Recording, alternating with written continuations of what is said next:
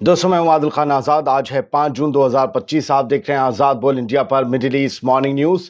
इस शो में आज आपको दिखाएंगे अमेरिका ने यूएनएससी में गजा सीज़फायर रेजोल्यूशन पर किया वीटो, अकेला मुल्क जो अमन के खिलाफ। यूएन में चाइना ने अमेरिका को लताड़ा, इसराइल के जुल्म का मुहाफिज दिया करार। ईरान ने अमेरिका की न्यूक्लियर डिमांड की रिजेक्ट, कहा no enrichment no deal. Trump ने ईरान पर लगाया स्लो वॉकिंग का इल्जाम, पुतिन से की ईरान के मसले पर बात। हिजबुल्लाह और लेबनानी प्राइम मिनिस्टर नवाफ सलाम की मुलाकात, नेशनल यूनिटी, हथियारों और रिकंस्ट्रक्शन पर हुई बात। और यूनाइटेड किंगडम की पार्लियामेंट में इसराइल को सपोर्ट देने पर इंक्वायरी बिल हुआ पास। गजा के कत्लेआम में ब्रिटेन के रोल पर उठे सवाल खैर एक बार फिर वही हुआ जो हमेशा होता आया है। अमेरिका ने गजा सीज फायर पर यूएनएससी रेजोल्यूशन को वीटो कर दिया।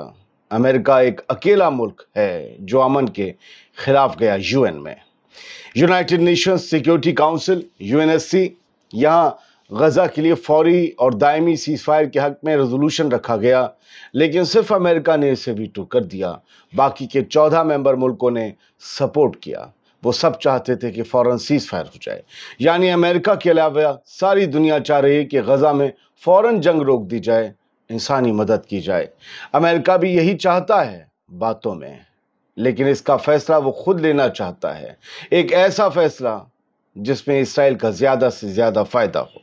और दुनिया इंसानियत का भला चाहती है। ये लड़ाई इंसानियत और इसराइल के बीच आकर खड़ी हो गई है। यूनाइटेड नेशन में अमन के खिलाफ वीटो का फैसला उस वक्त आया जब इसराइल ने इससे पहले पिछले 24 घंटों में लगभग 100 फलस्तीनियों को शहीद कर दिया या कत्ल कर दिया। गजा में एड ब्लॉकेड अब भी जारी है और लोग भूख से मर रहे हैं, मगर अमेरिका के हिसाब से ये सब बातें उसे वीटो करने से रोकने के लिए काफी नहीं है। अमेरिका का ये वीटो इस बात का सबूत है कि वो इसराइल के वॉर क्राइम्स पर न सिर्फ खामोश है बल्कि उन्हें डिप्लोमेटिक कवर भी दे रहा है। गजा में हालात इंतहाई खतरनाक हैं, न दवा है, न पानी, न खाना, और अमेरिका का कहना है कि सीज फायर प्रीमेच्योर होगा। यूएनएससी रेजोल्यूशन में अनकंडीशनल बिना शर्त के सीज फायर की डिमांड की गई थी, लेकिन वॉशिंगटन ने फिर से एक बार इंसानियत के मुकाबले में अपनी सियासत को सामने रख दिया, इसराइल का बचाव किया, सीज फायर को रहने दिया। इसी सिलसिले में दूसरी खबर यह है कि यूएन में अमेरिका ने गजा सीजफायर रेजोल्यूशन को वीटो करके फिर से दुनिया भर का गुस्सा मोल ले लिया। इस फैसले पर दुनिया भर में नाराजगी है और तमाम ममालिक के डिप्लोमेट्स और ऑब्जर्वर्स ये कह रहे हैं कि अमेरिका ने अमन के रास्ते को खुद ब्लॉक कर दिया है और फिर डिप्लोमेसी के बहाने अब वो बातें बना रहा है। चाइना के यूएन में एम्बेसडर फू कॉन्ग ने इसराइल के गजा में वॉर क्राइम्स को लेकर जबरदस्त बयान दिया है। उनका कहना है कि इसराइल ने इंटरनेशनल ह्यूमैनिटेरियन लॉज की, मतलब यूँ समझिए कि इंटरनेशनल कानूनों की हर रेड लाइन को क्रॉस कर दिया है और यूएन रेजोल्यूशन की खुली तजलील की है।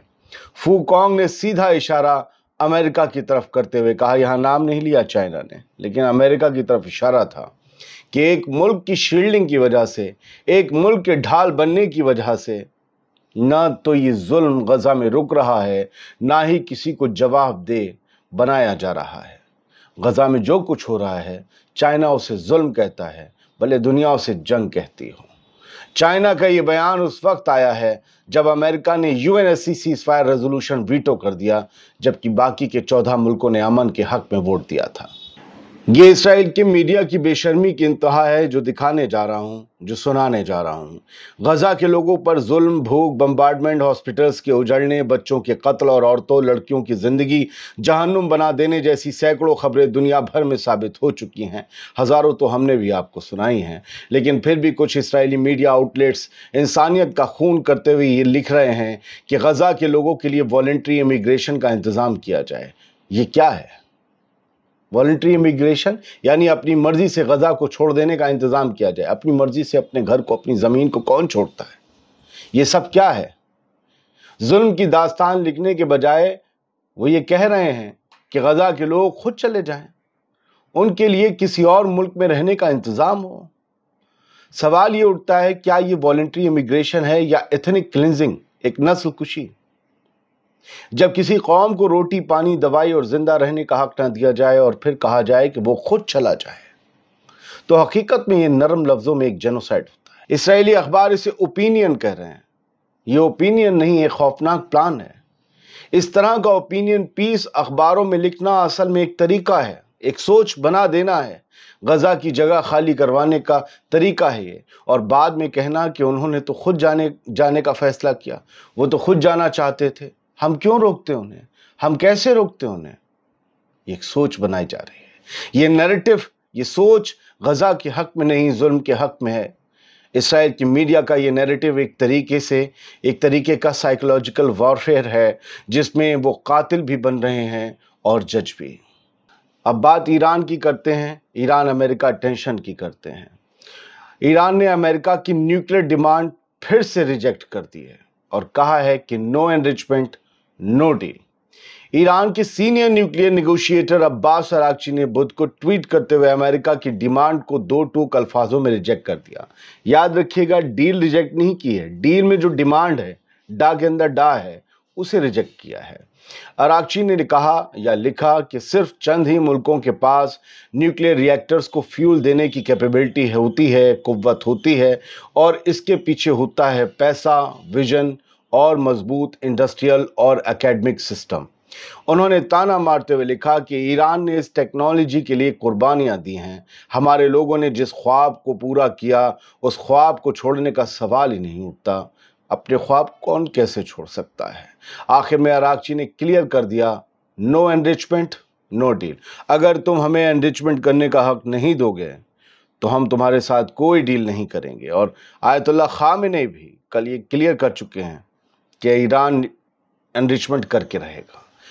लेकिन नो न्यूक्लियर, जो इन्होंने कहा अब्बास अरागची ने, नो एनरिचमेंट, नो डील, लेकिन नो न्यूक्लियर वेपन्स, तो हाँ डील हो सकती है, ये भी कहा उन्होंने। यानी उन्होंने ये भी कंफर्म किया कि ईरान न्यूक्लियर बॉम्ब नहीं बनाएगा और इस वादे पर डील की जा सकती है, बस अगर अमेरिका तैयार हो तो। ईरान कह रहा है कि हम एनरिचमेंट करेंगे, बॉम्ब नहीं बनाएंगे। न्यूक्लियर डील पे ईरान से नाराज ट्रंप का कहना है तेहरान स्लो वॉक कर रहा है। ये दूसरी खबर है सिलसिले की। अमेरिका के प्रेसिडेंट डोनाल्ड ट्रंप ने बुध की रात को ईरान पर इल्जाम लगाया कि वो न्यूक्लियर डील पे जानबूझकर देर कर रहा है, यानी स्लो वॉकिंग कर रहा है। ये बयान तब आया जब ईरान के सुप्रीम लीडर आयतुल्लाह खामेनी ने कल कहा कि अमेरिका का नया न्यूक्लियर प्रपोजल उनके मुल्क के नेशनल इंटरेस्ट के खिलाफ है। कल जब हमने खामेनी साहब का आपको बयान दिखाया था या सुनाया था, तब हमने आपसे कहा था कि जिस वक्त ईरान, इंडिया, इन सब में दिन चल रहा है, अमेरिका में पिछले दिन की रात है, जब हमारी रात हो जाएगी वहाँ दिन निकलेगा। डोनाल्ड ट्रंप का जब बयान आएगा तो आपको बताएंगे, लिहाजा अब बता रहे हैं क्योंकि उनका दिन हुआ तो हमारी रात हो चुकी थी। दोनों मुल्क अप्रैल से अब तक 5 राउंड्स की बातचीत कर चुके हैं, लेकिन सबसे बड़ी रुकावट यूरेनियम एनरिचमेंट पर है। क्या ईरान को यह हक दिया जाए या नहीं, इसी को लेकर सारी रस्साकशी जारी है। उधर ईरान ने कहा है कि उसने ओमान के जरिए अमेरिका के नए प्रपोजल का कुछ हिस्सा हासिल किया है, लेकिन डिटेल अब तक सीक्रेट है। इस सिलसिले में तीसरी खबर यह कि अमेरिका के प्रेसिडेंट डोनाल्ड ट्रंप ने बुध की रात रशियन प्रेसिडेंट व्लादिमीर पुतिन से फोन पर बात की, हॉटलाइन पर। इस कॉल में यूक्रेन की तरफ से रशिया पर हुए ड्रोन अटैक्स और ईरान से रिलेटेड डेवलपमेंट्स पर गुफ्तगू हुई। चूंकि ये मिडिल ईस्ट मॉर्निंग न्यूज़ है, मिडिल ईस्ट की खबरों का शो है, और मिना की बल्कि मिडिल ईस्ट नॉर्थ अफ्रीका, तो इसमें हम यूक्रेन की बात पर ज़्यादा बात नहीं करेंगे। ईरान का जिक्र है इसलिए इसकी बात करेंगे। ट्रंप ने ज़्यादा तफसील तो नहीं दी, लेकिन पॉलिटिकल एनालिस्ट कहते हैं कि ये बातचीत रशिया अमेरिका के बीच नए रवैये की तरफ इशारा हो सकती है। पुतिन और डोनाल्ड ट्रंप की बातचीत, खासकर यूक्रेन वॉर और ईरान के न्यूक्लियर इशू के हवाले से बातचीत बड़ी अहम रही है, ये कहा जा रहा है। ये गुफ्तगू उस वक्त हुई है जब ईरान ने ओपनली यूरेनियम एनरिचमेंट कंटिन्यू करने का सिग्नल दे दिया और कहा कि नहीं रोकेंगे अपना एनरिचमेंट। तो अब सवाल ये है कि ट्रंप और पुतिन ने आखिरकार ईरान को लेकर क्या डिस्कस किया होगा। बात यमन की आर्म फोर्सेस ने एक बार फिर से इसराइल के बेन गुरियन एयरपोर्ट को 2 मुसल्लह ड्रोन से निशाना बनाया है। एक ऑफिशियल स्टेटमेंट में यमन की हुतीस की फोर्स ने बताया कि इस बार भी उन्होंने बुध को याफा ड्रोन्स का इस्तेमाल किया और ऑपरेशंस ने कामयाबी से अपना मकसद, अपना टारगेट हासिल कर लिया। हुथीज की फोर्स गजा की हिमायत में इसराइल पर ड्रोन और मिसाइल अटैक्स लगातार कर रही हैं। यमनी आर्म फोर्सेस का, या यूं कहें कि अंसारुल्लाह मूवमेंट के लीडर्स का ये कहना है, इसराइल जैसे ही गजा पर हमले बंद करेगा, हम भी इसराइल पर हमले बंद कर देंगे। अब बात लेबनान की और हिजबुल्ला की। हिजबुल्ला और प्राइम मिनिस्टर नवाफ सलाम की मुलाकात हुई, जिसमें कौमी इत्तेहाद और रिकंस्ट्रक्शन पर जोर दिया गया, फोकस किया गया। बेरूत लेबनान की दारुल-हुकूमत, यहाँ हिजबुल्ला के पार्लियामेंट्री डेलीगेशन ने प्राइम मिनिस्टर नवाफ सलाम से 45 मिनट लंबी गुफ्तगू की। MP मोहम्मद राद, जो कि हिजबुल्ला के loyalty to the resistance block के हेड हैं, उन्होंने मीडिया में चल रही उन रिपोर्ट्स को रद्द कर दिया जिसमें प्राइम मिनिस्टर और हिजबुल्ला के दरमियान टेंशन्स का दावा किया जा रहा था। उन्होंने कहा कि ये तमाम अफवाहें बेबुनियाद हैं और बेसलेस हैं, मतलब लोगों के पेट से निकली हुई हैं। ऐसे जैसे सोशल मीडिया पर बहुत सी बातें हैं कि ये उनके ग़ुलाम हैं, वो उनके एजेंट हैं, जबकि इसका कोई सबूत नहीं होता। कोई बताता नहीं कि वो उसे वो बेच रहा है, ये दे रहा है। खैर, तो हिजबुल्ला ने भी ऐसे ही कहा। राद ने ताकीद की कि हिजबुल्ला कौमी मुफाद, डायलॉग और मिलकर काम करने के लिए पुरअज़्म है। रिकंस्ट्रक्शन एफर्ट्स और इसराइली एग्रेशन के बाद के हालात पर सरकार के साथ मिलकर काम हो रहा है। उन्होंने कहा कि रेजिस्टेंस के हथियारों के मसले पर भी, आर्म्स के मसले पर भी संजीदगी के साथ बातचीत हो रही है, जिसमें मुल्क के तहफ़्फ़ुज़ और आवाम के हुकूक का ख्याल रखा जा रहा है। वही हथियारों का है, क्योंकि नवाफ सलाम और वहाँ की सरकार, जोसेफ ऑन वगैरह, ये सब तय कर चुके हैं कि जो स्टेट अथॉरिटीज़ हैं, जैसे कि फ़ौज और पुलिस, सिर्फ इनके पास हथियार होंगे, किसी रेजिस्टेंस मूवमेंट के पास हथियार नहीं होंगे। तो हमास का जो वहाँ पर विंग है, और ख़ास तौर से मेनली हिजबुल्ला, इन सबको अपने हथियार जमा करने होंगे। खैर, मुख्तसर में बात करें तो हिजबुल्ला और प्राइम मिनिस्टर सलाम के दरमियान नेशनल यूनिटी और मुल्क की स्टेबिलिटी के हवाले से कोलैबोरेशन यानी तहफ़्फ़ुज़ बरकरार है, और अफवाहों के बरअक्स बीच में कोई कन्फ्रंटेशन नहीं है। अब बात एक अहम खबर की। यूनाइटेड किंगडम यानी कि बरतानिया, यहाँ की पार्लियामेंट ने लेबर पार्टी के साबिक लीडर और अब के आज़ाद MP जेरेमी कॉर्बिन का बिल पास कर दिया है, जो ब्रिटेन के इसराइल को दिए गए मिलिट्री, सियासी और माशी सपोर्ट पर पब्लिक इंक्वायरी की मांग करता है। ये बिल 10 मिनट रूल के ज़रिए, वहाँ पर पार्लियामेंट में 10 मिनट रूल है, तो ये बिल 10 मिनट रूल के ज़रिए प्राइम मिनिस्टर के सवालों के फ़ौरन बाद इंट्रोड्यूस किया गया। इसमें अक्टूबर 2023 के बाद से यूनाइटेड किंगडम की इसराइल को दी गई तमाम मदद की तफ्तीश की डिमांड की गई है। कहा है कि इसकी इंक्वायरी की जाए कि ब्रिटेन ने इसराइल को कब कब, कैसी कैसी, क्या क्या मदद दी और कितनी दी। इस बिल को 40 MPs ने को स्पॉन्सर किया है जेरेमी के अलावा, जिसमें Labour, Greens, SNP, Plaid Cymru party और इंडिपेंडेंट MP भी शामिल हैं। कॉर्बिन ने कहा है कि इंक्वायरी का मकसद है कि ब्रिटेन ने अगर गजा में क्राइम्स अगेंस्ट ह्यूमैनिटी यानी इंसानियत के खिलाफ जराइम में कोई रोल अदा किया है ब्रिटेन ने, तो उसे सामने लाया जाए। हालांकि ऐसे बिल्स रेयरली कानून बनते हैं, लेकिन इस कदम से ब्रिटेन के इसराइल को सपोर्ट देने पर एक बहस छिड़ गई है और हुकूमत और लेबर पार्टी दोनों को अपना रुख साफ अब करना पड़ेगा इसराइल को सपोर्ट करने के मामले में।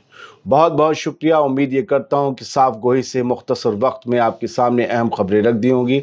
सलामत रहिए, खुश रहिए।